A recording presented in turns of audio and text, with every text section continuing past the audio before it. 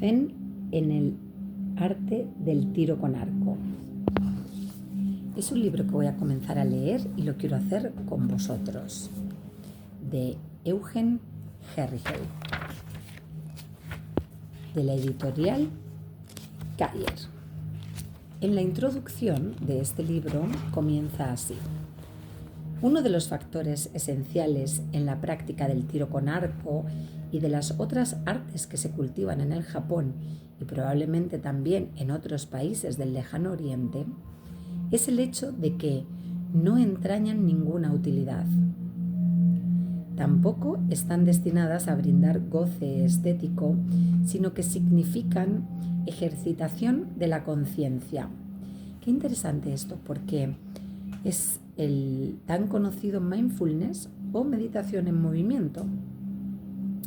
El estar haciendo una actividad que puede ser un arte marcial o puede ser algo que tú hagas en tu casa. Lo vamos a ir llevando a la práctica del día a día, sea que eres practicante de artes marciales o no. Entonces dice, sino que significa la ejercitación de la conciencia, que ha de relacionarse con la realidad última. Así pues, el tiro con arco no se realiza tan solo para acertar el blanco. La espada no se blande para derrotar al adversario. El danzarín no baila únicamente con el fin de ejecutar movimientos rítmicos. Ante todo, se trata de armonizar lo consciente con lo inconsciente. Y esta práctica yo os quiero invitar a hacerla con cualquier actividad que hagáis en vuestro día a día. Armonizar lo consciente con lo inconsciente.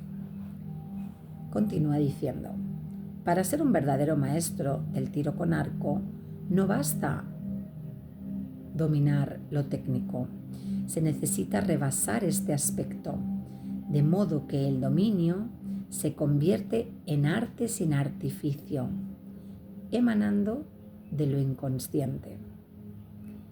Es como hacerlo tan interior que ya no es algo que tú haces consciente, sino que sale del inconsciente, pero desde lo más profundo de ti.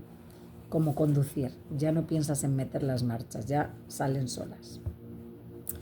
Dice, respecto del tiro con arco, significa que arquero y blanco dejan de ser dos objetivos opuestos y se transmutan en realidad única.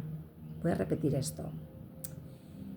Significa que arquero y blanco dejan de ser dos objetos opuestos y se transmutan en realidad única.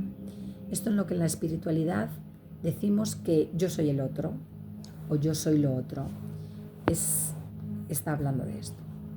El arquero ya no está consciente de su yo como un individuo cuya misión es acertar el blanco. Yo separado del blanco, yo es de mi ego. Mas ese estado de no conciencia lo alcanza solo si está enteramente libre y desprendido de su yo. Si se aúna a la perfección de su destreza técnica. Puedes tener la teoría y saber cómo hacerlo, pero luego hay que practicarlo tanto que termine siendo una prolongación de ti, parte de ti. Y con esto, con todo, cocinar, cantar, yoga, coser, lo que sea que quieras hacer, lo practicas hasta que te sale. Que fijaros cómo es de loco, ¿no? Que el equivocarnos lo llevamos tan mal y es parte del aprendizaje, es parte de ser humano, es parte de la vida. Hay que equivocarse muchas veces para poder ir mejorando la técnica y perfeccionándolo, ¿no? Dice,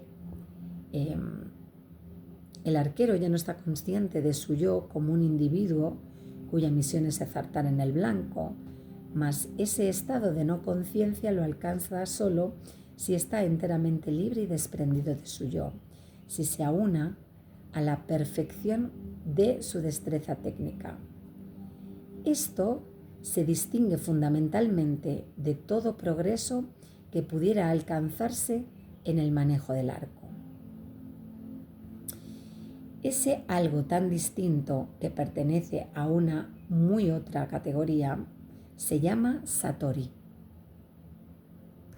Es intuición, pero diferente por completo de lo que por regla general suele denominarse como intuición. De ahí que le dé el nombre de intuición o prajna. Prajna podría concebirse como sabiduría trascendental. Mas esta expresión tampoco refleja los múltiples matices de la voz prajna, por cuanto se trata de intuición que capta simultáneamente la totalidad e individualidad de todas las cosas. Prajna sería como un estado de conciencia plena, donde yo soy consciente del todo, de lo mío, de lo del otro, de lo que está aquí, de lo que no está. Eso sería prajna. Y todos tenemos esto en nuestro interior y podemos conectar con eso haciendo cualquier actividad. Así ya no es mi mente pequeña, mi ego, el que ejercita, sino es mi prajna, mi sabiduría interior, la que se pone al servicio de esa acción.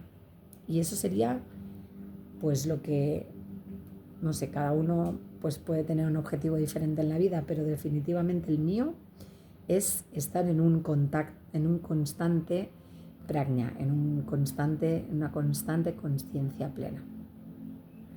Continúa diciendo, es intuición que reconoce sin meditación alguna que cero es infinito y que infinito es cero.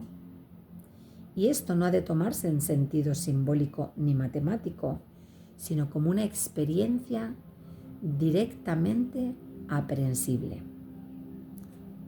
Por eso Satori es, hablando en términos psicológicos, hallarse allende los límites del yo. Desde un punto de vista lógico, es percepción de la síntesis de afirmación y negación. En cuanto a su aspecto metafísico, es aprehensión intuitiva de que ser es devenir y devenir es ser. La diferencia característica entre el Zen y todas las demás doctrinas de índole religiosa, filosófica o mística reside en que jamás desaparece de nuestra vida cotidiana. Y esto es muy interesante porque lo más interesante de la espiritualidad es llevarla a la práctica de tu vida cotidiana. Llámese yoga, llámese oración, llámese cualquier cosa, pensamiento positivo, co-creación, ¿no?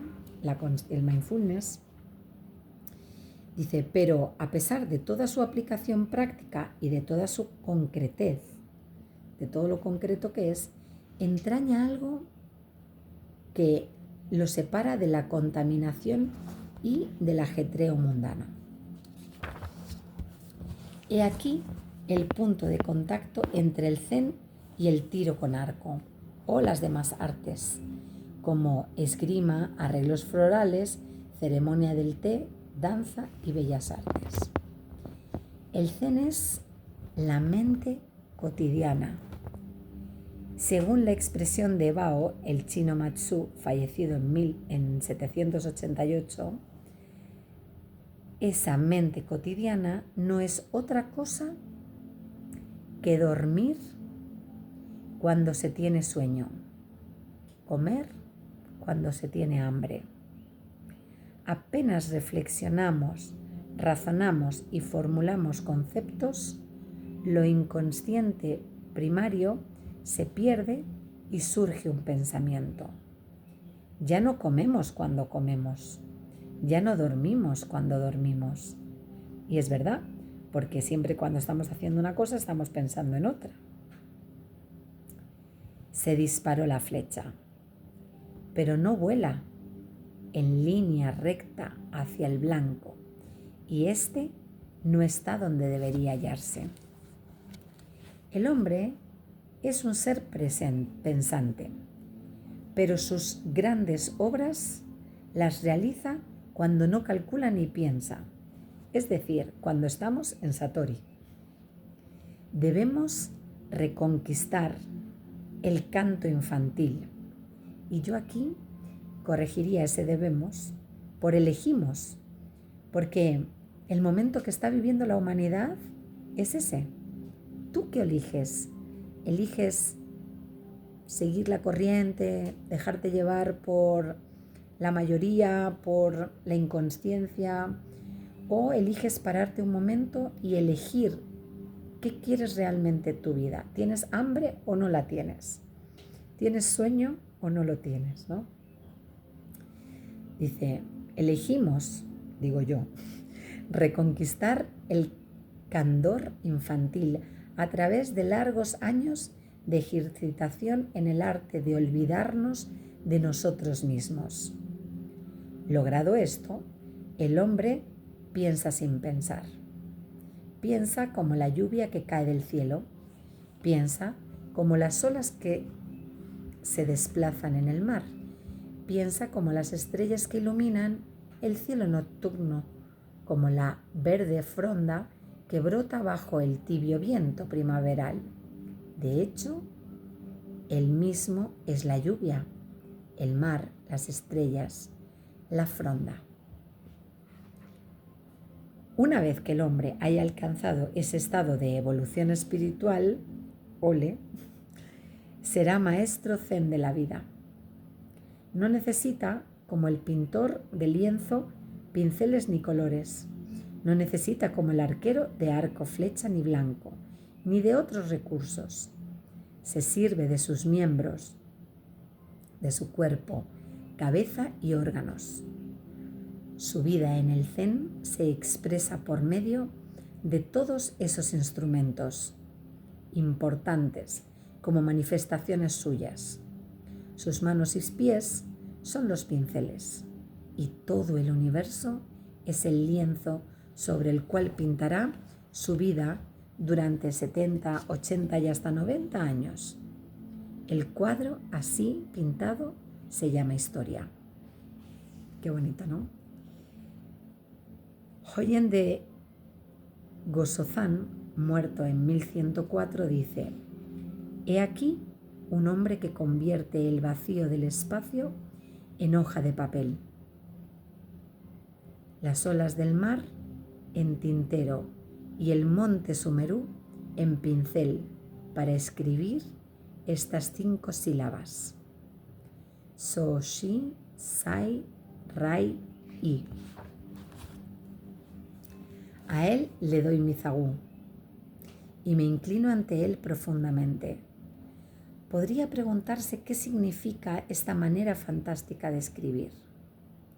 ¿Por qué es digno de la más alta veneración un hombre capaz de ello?